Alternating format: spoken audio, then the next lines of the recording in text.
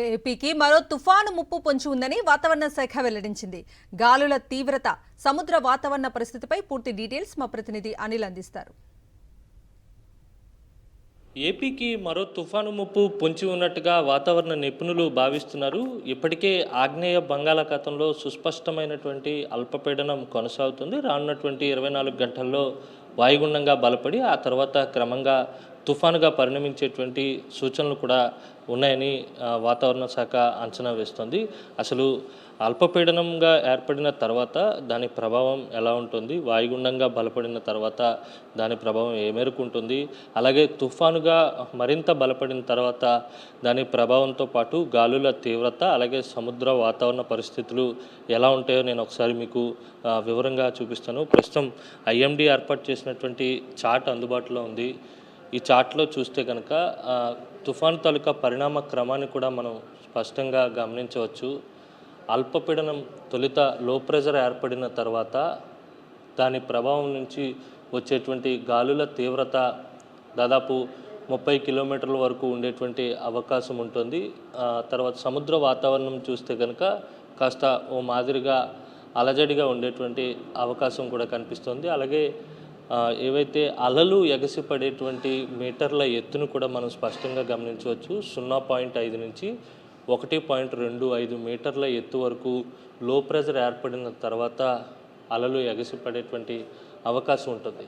మనం స్పష్టంగా గమనించాలి. వాయుగుండం అయిన తర్వాత 30 నుంచి 31 నుంచి 50 కిలోమీటర్ల వేగంతో గాలులు వీచేటువంటి అవకాశం ఉంటుంది. సముద్ర వాతావరణం మోడరేట్ టు రఫ్, అంటే ఒక మోస్తరు అలజడిగా ఉండేటువంటి అవకాశం కనిపిస్తుంది. ఆ తర్వాత అలల ఎత్తుకి ఎగసిపడేటువంటి ఇక్కడ పరిస్థితిని కూడా గమనించవచ్చు. 4 నుంచి 6 మీటర్ల ఎత్తు వరకు అలలు ఎగసిపడేటువంటి అవకాశం ఉంటుంది. ఆ తర్వాత ఆ స్టేజ్ వచ్చి తీవ్ర వాయుగుండం. తీవ్ర వాయుగుండంగా బలపడిన తర్వాత గాలుల తీవ్రత 50 నుంచి 60 కిలోమీటర్లు గంటకు ఉండేటువంటి అవకాశం ఉంటుంది. సముద్రం అలజడిగా మారేటువంటి సూచనలు కూడా ఉన్నాయి.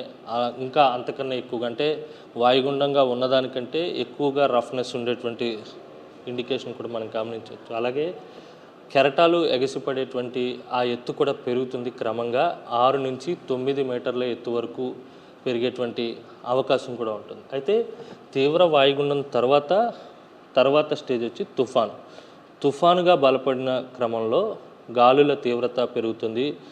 63 నుంచి 88 కిలోమీటర్ల వేగంతో గాలులు ఉండేటువంటి సూచనలు కూడా ఉంటాయి. అలాగే సముద్ర వాతావరణం అల్లకల్లోలంగా ఉంటుంది.